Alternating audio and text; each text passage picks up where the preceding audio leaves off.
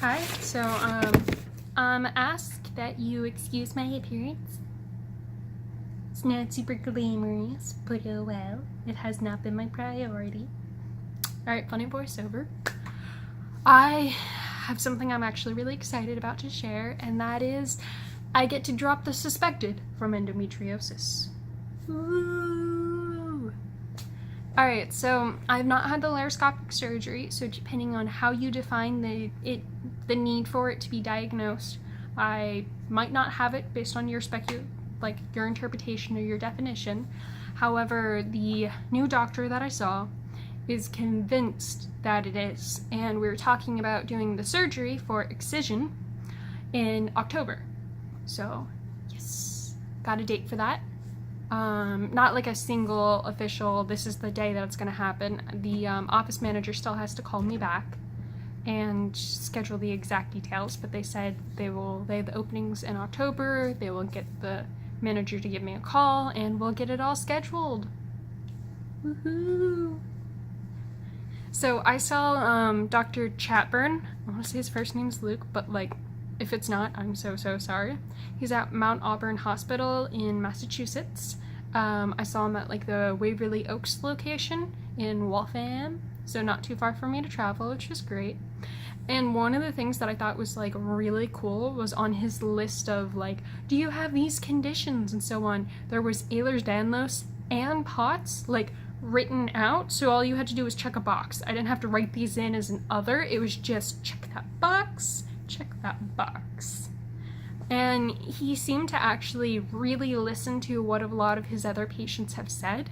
And he was talking about how he'll have to change the surveys and the questions that he asks, because patients with it will then be like, hey, well, I was dealing with this, and then he'll hear that popping up over and over again and be like, all right, that might be another good criteria to look into and see if new patients are struggling with this too. So yeah, yeah, it sucks to have another condition, but it's awesome to have another name just to explain everything that's happening instead of just the symptoms that I'm going to have regardless of what they are. If this was not endo, doesn't mean the symptoms would just go away.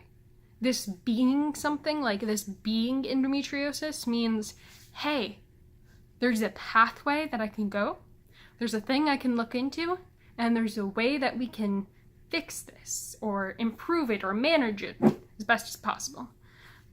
He's had really high success rates of not having problems afterwards when doing the excision surgery.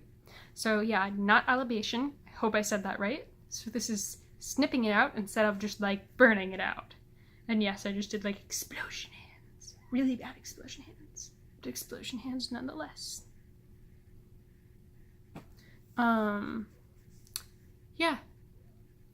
That's that part. I guess other things that have been up in the air a little bit is what exactly is going on with my back. Still uncertain. So I saw Dr. Petra Klinge, and so first of all, tether cord did not show up on the MRI.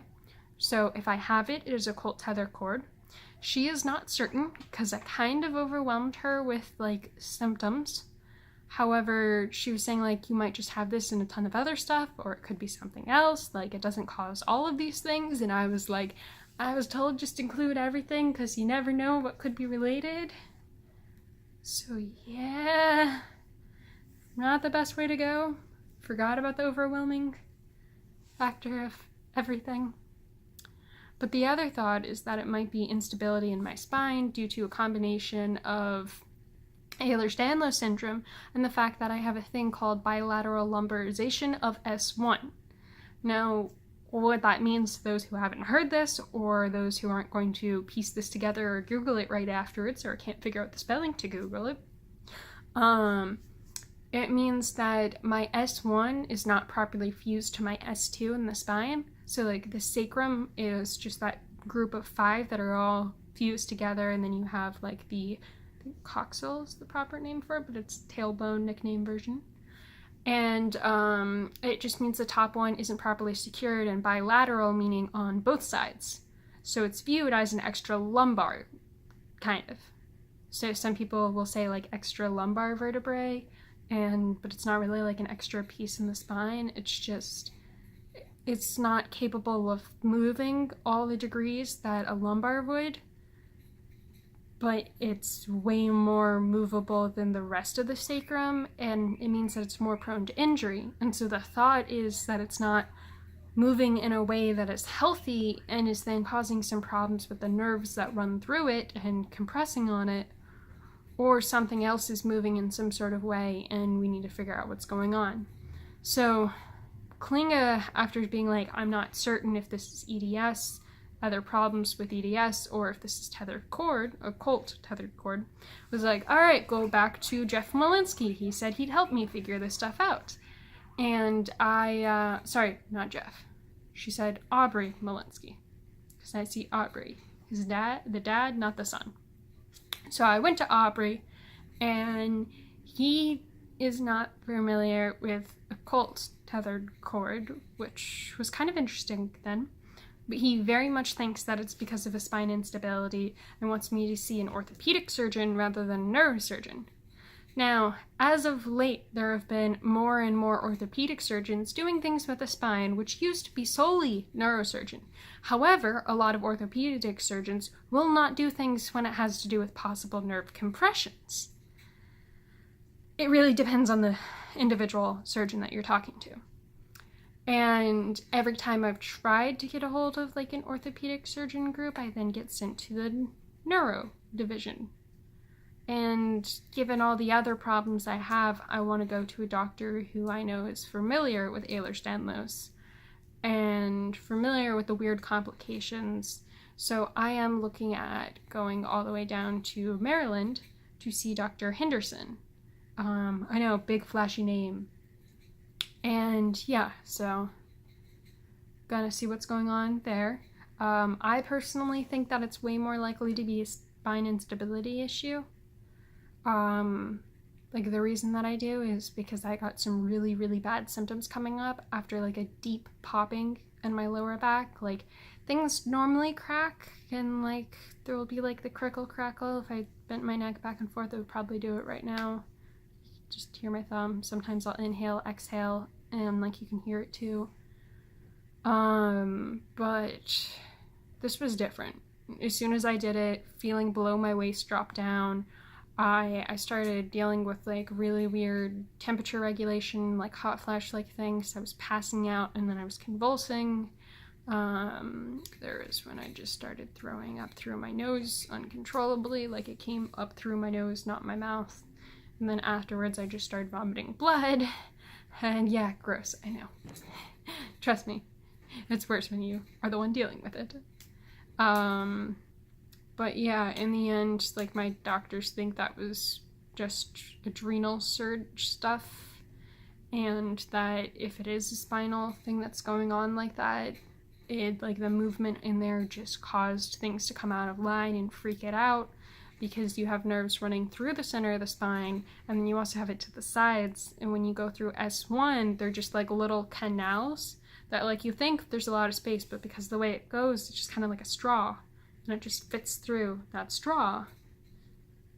Congrats to everyone who did not just view that as sexual. Sorry about that to those who did. Or to those that I just brought attention to that. But yeah.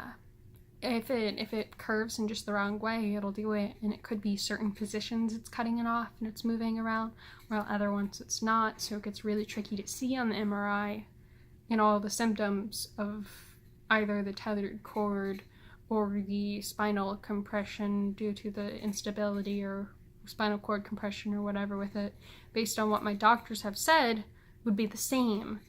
There could be something I'm missing, but as they're saying, look into the stabilization first, and if that does not work, then look into the detethering surgery, just because the stabilization is considered the least invasive, because it does not go through the derma or like the blood-brain barrier in my spine, so that's a bonus.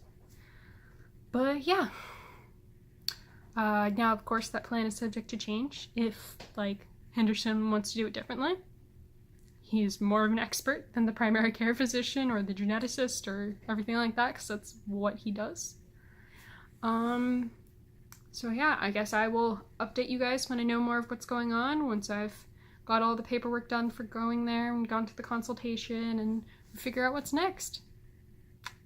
Yeah. In the meantime, I got some crazy symptoms to deal with, trying to live life on top of it, and I hope you guys succeed at living the best life you can right now. No matter what that means, just find some smiles in it. Or just chuckles. Yeah.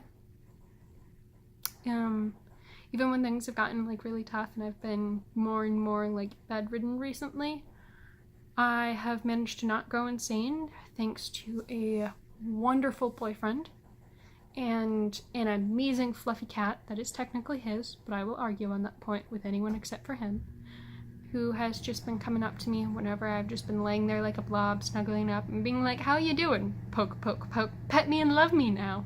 Or, "Oh, I'm a the cat kneading, going like, and then I'm like, shift right here, and then, oh yes, on the sore muscle, please." But yeah, so try to find your like nomad, that's a cat's name, or like your Hank, that's my boyfriend, or your equivalent of that, whether it's a TV show, a good book, something on Audible, a tangible book with it, some music, some puzzles, anything really. Find your smiles. And I guess I'll be seeing you guys soon. Hopefully I'll have better equipment the next time I record, and hopefully I can take you more than just my living room. Alright, now for real, bye!